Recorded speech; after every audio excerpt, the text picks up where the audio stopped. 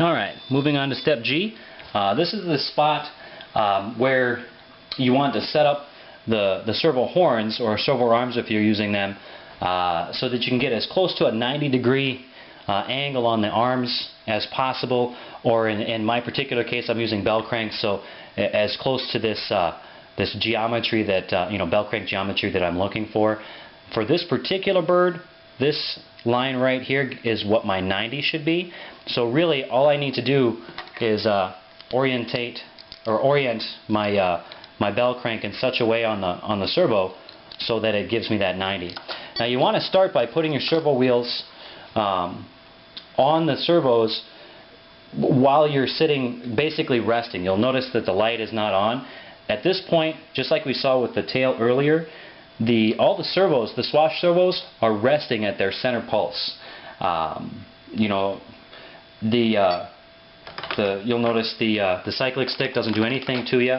It doesn't move anything. It just sits there solid. So it's a great time to figure out as close to 90 as you can get on the servo horns. A footnote about this step: you can stay on this step as long as you need to stay on there until you get your mechanicals set up the way you need to. So for me, what I have to actually do is I have to include my bell crank in the mix. For a regular direct to swash setup, you wouldn't have to do this extra step, but I know some people have nitro birds or larger birds that use a bell crank, so I chose to do it on this bird instead of my smaller Gowie 200. Essentially, you just look for whatever place is going to give you as close to 90 on that servo or on that bell crank as you can. For me, that puts it right about there. And you would want to do that for all three servos. I already have my other two servos squared away, so for the sake of this video I'm just doing the one here. But once you've chosen that nearest to 90 position, that's when you can move on setting up essentially a kind of a sub trim or trim inside the BeastX so that you can really level everything out.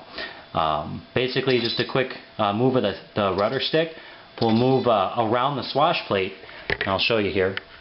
It'll move around the swash plate to your different servos. You'll notice a little chatter. This one chattered. Now this one chattered. Basically telling you you have control over that particular servo. If you go back to with the lights off, everything goes back to their center pulse. So while you're on one of the servos, something important here that I wanted to bring up is when you move and you choose one of your servos here, all three of the swash servos have moved to your selected trim locations. The reason that that's important is because after you get everything to 90, while you're resting on one of the servos, this is where you would want to build up your links to the swash plate, take the head off and level the swash plate, right? Then you can add the rest of your head back on and find your 90 degrees at your grips as well. If you do it while you're outside of the center pulse, here I'll show you. I'll just go to the extreme so I can show you this here. The way you adjust this is you use the cyclic stick, and you can move it up and down to pick whatever location. This is obnoxiously far, but I wanted, for the sake of purposes, to show this to you. There's my center pulse. If I found that this is supposed to be 90 degrees, and I'm not on the center pulse, my swash plate is going to not be on center. I'll show you. This will make more sense. Let's say I got my servo wheel right here, and say that's the closest I could get. Okay, was right here.